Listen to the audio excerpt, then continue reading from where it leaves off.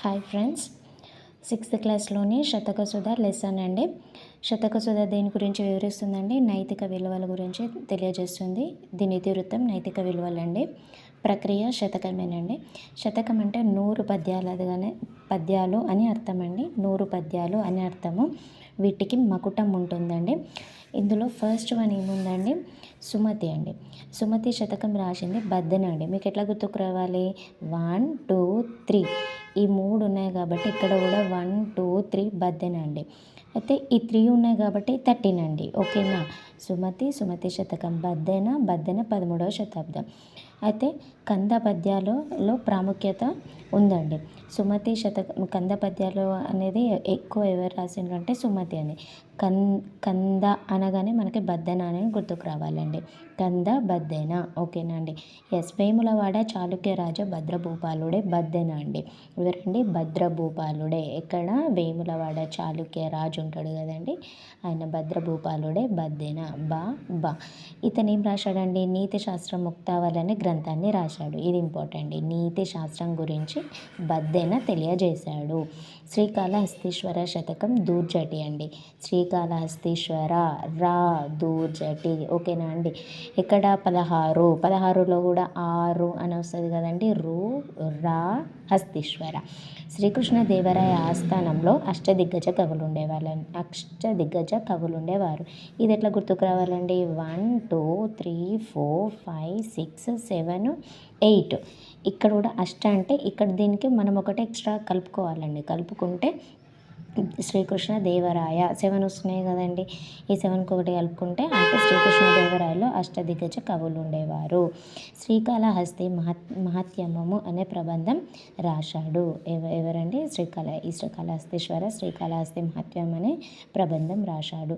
శ్రీకృష్ణదేవరాయలు ఇతన్ని అతులిత మాధురి మహిమ అనే బిరుదుని ఇచ్చాడు.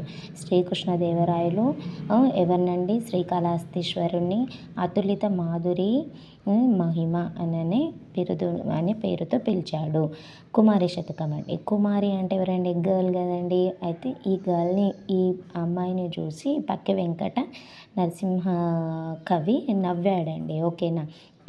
పక్కి వెంకట అంటే పక్కింట్లో ఉన్నటువంటి వెంకట నరసింహ కవి కుమారి శతకాన్ని రచించాడని ఇట్లా గుర్తుంచుకోవచ్చు. ఈయన తెలుగు శతకాల్లో ప్రసిద్ధుడండి. పక్కి అని అంటే మన పక్కింట్లో ఇవన్నీ కూడా తెలుగులోనే ఎక్కువ కనిపిస్తాయి కాబట్టి తెలుగు శతకాల్లో ప్రసిద్ధుడు. నెక్స్ట్ అండి సుభాషిత రత్నావళి ఏనుగు లక్ష్మణ కవి అండి. ఓకేనా? రత్నాలన్నీ ఎక్కడ ఉంటాయంటే ఏనుగు లక్ష్మణ కవి దగ్గర ఉంటాయి. సుభాషిత త్రిశతిని రాసింది భర్తృహరి అండి. త్రిశతి భర్తృహరి. ఎక్కడ ఏ భాషలో రాశాడు? సంస్కృత భాషలో రాశాడు.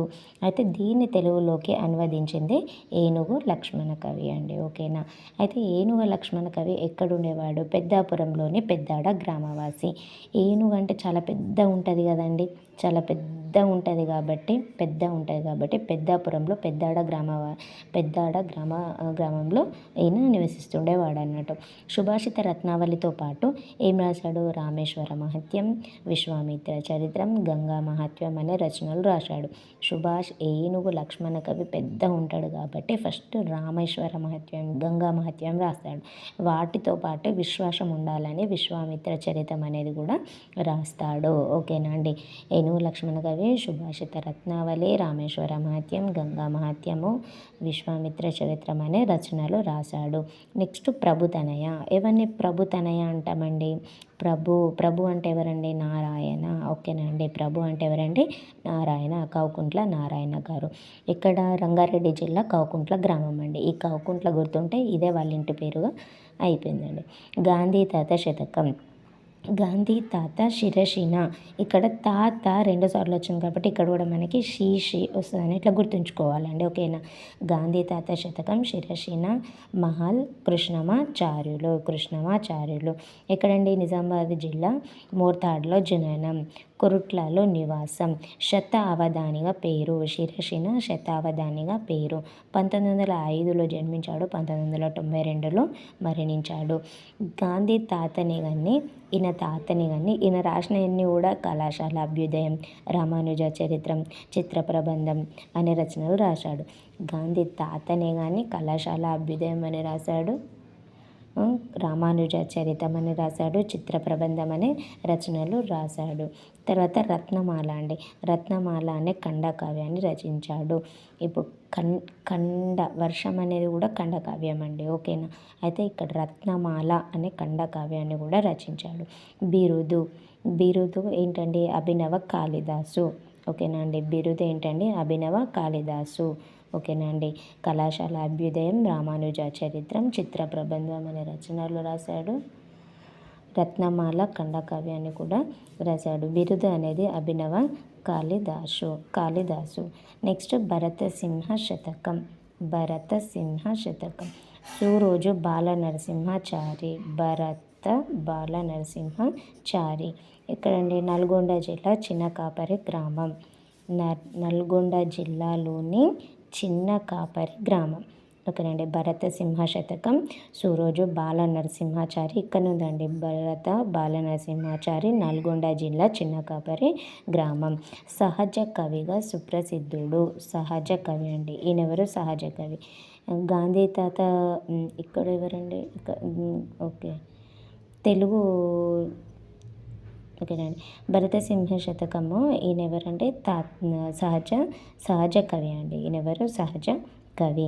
ఈయనకి ఎటువంటి రచనలు చేశాడండి? కవికేతనం, మహేశ్వర శతకం, వీరబ్రహ్మేంద్ర స్వామి శతకం, బాల నృసింహ శతకం, భగవద్గీతనండి, ఓకేనా. బ్రహ్మేంద్ర, బాల నరసింహ, భగవద్గీత, భరతసింహ శతకం, కవికేతనం, మహేశ్వర శతకం. వీరబ్రహ్మేంద్ర వచ్చిండు కాబట్టి మహేశ్వరుడు వస్తాడు, మహేశ్వరుడు కాబట్టి కవికేతనం అని ఒక రచనలు అనేవి చేశారు, ఓకేనండి. నెక్స్ట్ భవ్య చరితం అండి. భవ్య టీవీ ఉంటుంది కదండి, అట్లా భవ్య చరితం అంటే డాక్టర్ టీవీ నారాయణ హైదరాబాద్లో జన్మిన 1925. ఈయన ఒక గొప్ప విద్యావేత్త, ఆధునిక దార్శనికుడు, పబ్లిక్ సర్వీస్ కమిషన్ సభ్యుడుగాను ఉన్నాడు, ఓకేనా. పబ్లిక్ సర్వీస్ కమిషన్గా సభ్యుడుగా ఉన్నది ఎవరంటే భవ్య చరిత శతకం రాసినటువంటి అంటే నారాయణ, ఓకేనండి. ఈయన రాసిన రచనలు జీవనవేదం, హర్షపుత్ర శతకము, భవ్యచరిత శతకము. దేని గురించి రాస్తాడు? పబ్లిక్ సర్వీస్ అంటే మన జీవనానికి సంబంధించినది కాబట్టి జీవన వేదనం అనుకోవాలి. హర్షపుత్ర శతకము, భవ్యచరితము, జీవన వేదము, జీవనంలో హర్షపుత్ర వస్తాడనని, తర్వాత మన జీవితం భవ్యచరితం అవుతుందని ఇట్లా గుర్తుంచుకోవాలి. నెక్స్ట్ ఆత్మదర్శనం అనే కవితా సంపుటిని రాశాడు. ఆత్మ కవిత, ఓకేనా. కవిత ఆత్మ అండి, ఓకేనా. ఆత్మదర్శనం అనే కవితా సంపుటి రాసింది కూడా నారాయణ. అమరవాక్సు దా స్రవంతి ఉపనిషత్తులో వ్యాస సంపుటి అనేది కూడా రాశాడండి. అమరవాక్సు స్రవంతి ఇది ఒకటి ఏంటండి? ఉపనిషత్తు, ఓకేనా అండి.